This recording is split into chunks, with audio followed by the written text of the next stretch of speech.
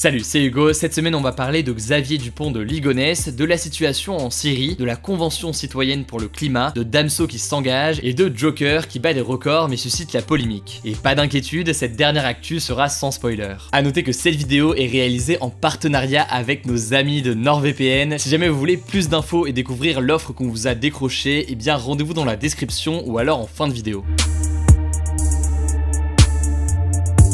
On commence donc avec l'offensive turque en Syrie. En fait, le président turc Erdogan a annoncé mercredi le lancement d'une offensive dans le nord-est de la Syrie. Cette région est contrôlée aujourd'hui par les Kurdes, un peuple apatride, c'est-à-dire sans pays et qui vit sur les territoires turcs, syriens, iraniens et irakiens. On estime qu'entre 2 et 3,6 millions de Kurdes vivent en Syrie, surtout dans le nord du pays. Avec cette offensive, au moins 100 000 civils ont dû fuir de chez eux dans le nord-est de la Syrie et 58 personnes ont été tuées, selon l'Observatoire syrien des droits de l'homme. Les Kurdes sont des alliés de la coalition internationale depuis le début du conflit en Syrie. Ils ont aidé notamment à reprendre les villes de Kobané et de Raqqa des mains de l'organisation État islamique. Depuis le début de la guerre en Syrie, 11 000 soldats kurdes sont morts. Pour justifier cette intervention, le président turc a assuré que son objectif était d'empêcher, je cite, la création d'un corridor terroriste à la frontière entre la Turquie et la Syrie. En effet, les autorités turques considèrent certaines organisations kurdes telles que le PKK comme une organisation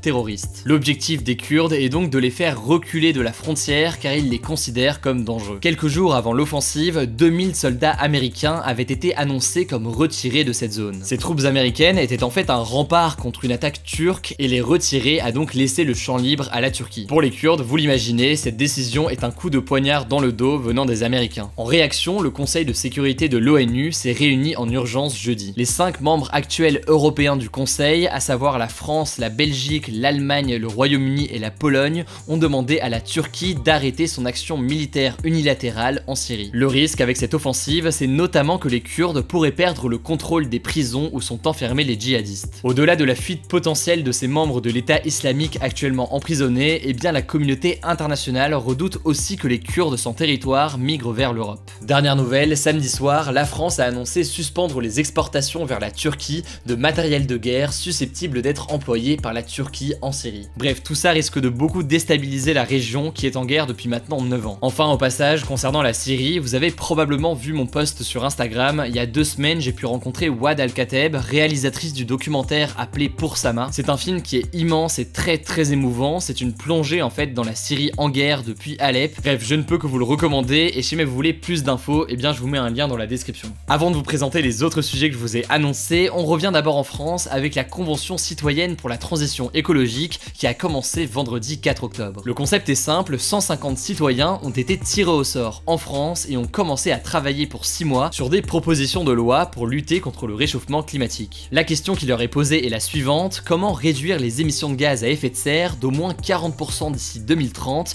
objectif officiel de la France, dans un esprit de justice sociale? Ils ont jusqu'au 26 janvier pour y répondre. Cette convention est née suite au mouvement des Gilets jaunes. Ces 150 citoyens sont censés être représentatifs de la société française, ce sont donc 51% de femmes et 49% d'hommes entre 16 et 65 ans et tous les niveaux de diplôme et toutes les régions sont également représentés. L'objectif, vous l'aurez compris, inclure les citoyens complètement au processus de proposition de loi et en gros proposer de vraies idées au lieu de seulement donner son avis. À l'issue des débats, les personnes tirées au sort vont rédiger des projets de loi à l'aide de juristes. Ces projets seront ensuite transmis au gouvernement et ensuite, selon les sujets, eh bien ces lois seront proposées par référendum, votées au Parlement ou encore transformées directement en décret. Ensuite, les citoyens pourront se réunir à nouveau pour étudier la réponse du gouvernement. Bref, les débats à venir promettent d'être passionnants et pour suivre tout ça, rendez-vous notamment sur Instagram. Vous avez pour ça 3 comptes à suivre. Le premier c'est celui de la Convention déjà, le second c'est celui de On est prêt sur lequel vous allez pouvoir suivre l'avancée des discussions et vous informer. Et enfin, le dernier c'est le mien puisque en tant que citoyen reporter de la Convention, eh bien je vais vous partager dans les semaines à venir les débats en story. L'autre actu de la semaine ou plutôt de la fin de semaine, eh bien c'est la fausse arrestation de Xavier Dupont de Ligonnès. Les policiers pensaient samedi soir avoir arrêté cet homme suspecté d'avoir assassiné sa femme et ses 4 enfants à Nantes en 2011. Le Parisien avait sorti l'info en citant la police écossaise comme source et l'avait même mis à sa une aujourd'hui. L'information avait alors été reprise par tous les médias. Mais finalement, donc, vous l'aurez compris, la personne arrêtée n'est pas Xavier Dupont de Ligonnès. À sa place, c'est Guy Joao, un retraité d'environ 70 ans vivant à Limay dans les Yvelines et marié à une écossaise qui a été été arrêté. Alors, comment une telle erreur a pu se produire? Eh bien, c'est ce qu'on va voir ensemble. Xavier Dupont de Ligonnès est recherché depuis 8 ans et fait l'objet d'un mandat d'arrêt international. Il y a quelques jours, le bureau Interpol de Londres a transmis aux autorités françaises une information selon laquelle Xavier Dupont de Ligonnès allait prendre l'avion de Roissy pour Glasgow en Écosse samedi. À la dernière minute, ils sont informés d'un changement de billet. Les enquêteurs français, arrivés trop tard à l'aéroport de Paris, ont demandé à la police écossaise de l'interpeller. Le physique de l'homme arrêté à l'aéroport en Écosse n'a en fait rien à voir avec celui de Xavier Dupont de Ligonnès. Au moment de l'arrestation, la piste de la chirurgie esthétique pour se cacher est évoquée. D'abord, la police écossaise a affirmé que les empreintes digitales de l'homme arrêté correspondaient à celles de Xavier Dupont de Ligonnès. Le truc, c'est que le lendemain, les résultats du test ADN sont formels, ce n'est pas Xavier Dupont de Ligonnès qui a été arrêté. En fait, en France, pour valider une empreinte digitale, eh bien, il est indispensable de mettre en évidence 12 points de comparaison. Ces 12 points de comparaison signifient, pour faire très simple, qu'il n'y a pas de doute sur l'identité. Or, la technique est différente en Écosse, là-bas il se concentre sur la rareté de certains points pour valider une identité. Voilà ce qui peut expliquer la diffusion de cette fausse info de la part de la police auprès des médias. Ce qui fait que cette affaire marque autant les Français, eh bien c'est que la mort de cette famille a été méthodiquement préméditée pour faire croire à un autre type de disparition. Par exemple, des courriers ont été envoyés au bureau de la mère de famille et aux proches de la famille pour les avertir de leur absence. C'est donc environ 6 jours après la fuite de Xavier Dupont de Ligonnès que les 5 corps ont été retrouvés enterrés sous la terrasse,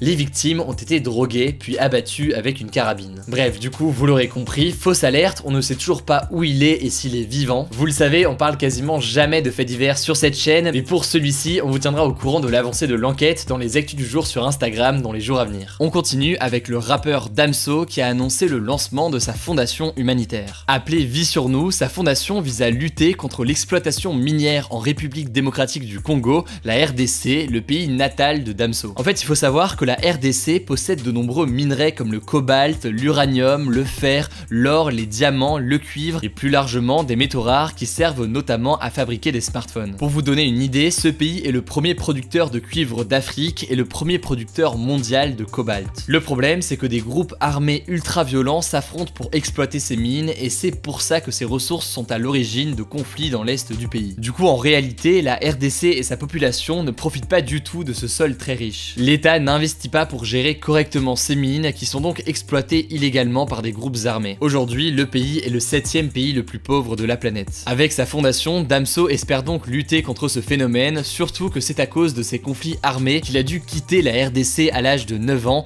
avec sa famille pour partir en Belgique. La dernière actu de la semaine, c'est la polémique autour de Joker, le film de Todd Phillips, réalisateur notamment de Very Bad Trip, sur les origines de ce même Joker, l'ennemi juré de Batman. Le film, avec Joaquin Phoenix dans le rôle de Joker, a reçu la plus haute récompense au festival de la Mostra de Venise il y a quelques semaines. Alors, en plus d'avoir été salué par la critique, Joker a aussi reçu un accueil très enthousiaste du public. Cette nouvelle production Warner a enregistré le meilleur démarrage américain de tous les temps pour un week-end d'octobre avec 93,5 millions de dollars de recettes pour un coût d'un peu plus de 55 millions de dollars. Bon, c'est moins que le record absolu d'Avengers Endgame en avril avec une recette de 350 millions de dollars, mais ça reste quand même impressionnant. Mais ce film a également fait polémique, notamment aux États-Unis, à cause de la grande violence de certaines scènes. En fait, pour faire très simple, le film est même accusé de légitimer d'une certaine façon la violence, et le film est tellement violent selon certains que des spectateurs ont dû quitter la salle. Mais surtout, Joker a choqué les familles des victimes de la fusillade d'Aurora en 2012. Dans cette ville aux États-Unis, un homme maquillé en Joker avait fait 12 morts et 70 blessés dans un cinéma en pleine projection d'une séance de The Dark Knight. La violence au cinéma, c'est un sujet délicat car interdire un film peut être vu comme une entrave à la liberté d'expression. Dans certains pays, les films violents sont parfois censurés, c'est-à-dire coupés, voire même interdits. Il faut savoir que ça a aussi été le cas en France, par exemple en 1974, à sa sortie, le film Massacre à la tronçonneuse a été interdit totalement pendant 5 ans. Aujourd'hui, sur le papier, seuls les films pornographiques sont interdits à la diffusion, mais il existe cependant des interdictions pour les films violents qui ne concernent que les mineurs. Joker, en l'occurrence, sera interdit aux moins de 12 ans. Je vous l'ai dit, cette vidéo, elle est réalisée en partenariat avec NordVPN. Si vous ne connaissez pas, c'est un logiciel que vous installez sur votre ordinateur ou votre téléphone et qui vous permet de chiffrer votre trafic sur internet et masquer votre identité. C'est très utile et même quasiment indispensable, notamment si vous vous connectez à une Wi-Fi publique comme au McDo ou dans une gare. En effet, un hacker qui passe dans le coin peut potentiellement potentiellement avoir accès à vos données personnelles relativement facilement, et typiquement si jamais vous faites un achat en ligne avec un Wi-Fi public, et bah c'est mieux de se protéger. Enfin, et c'est probablement ce qui va le plus vous intéresser, vous pouvez même masquer votre identité en choisissant dans quel pays vous voulez apparaître. Bon, pas besoin de déménager, rassurez-vous, c'est juste les sites qui penseront que vous êtes dans un autre pays. C'est cool pour être incognito et surtout une bonne idée pour mater des séries pas encore sorties en France comme sur Netflix US. Je pose ça là, je sais que ça peut intéresser certains d'entre vous. Vous avez peut-être entendu parler de VPN gratuits, d'ailleurs peut-être que certains d'entre vous en utilisent un, mais les logiciels gratuits présentent pas mal de risques en matière de protection des données et ralentissent souvent votre connexion internet. Bref, pour tester NordVPN, c'est très simple, grâce à moi, vous avez 70% de réduction et 1 mois gratuit sur l'offre 3 ans. Du coup, c'est le moment de vous protéger, le lien est dans la description. En tout cas, je remercie encore NordVPN de soutenir la chaîne avec ce partenariat. C'est aussi grâce à eux qu'on peut vous proposer tout ce contenu, donc ça fait plaisir. Le débat de la semaine, c'est le suivant, les faits divers prennent-ils trop de place dans les médias? Pour participer au débat, comme d'habitude, c'est très simple, ça se passe à l'aide de la petite fiche qui s'affiche en haut à droite. Vous pouvez voter oui, non ou sans opinion,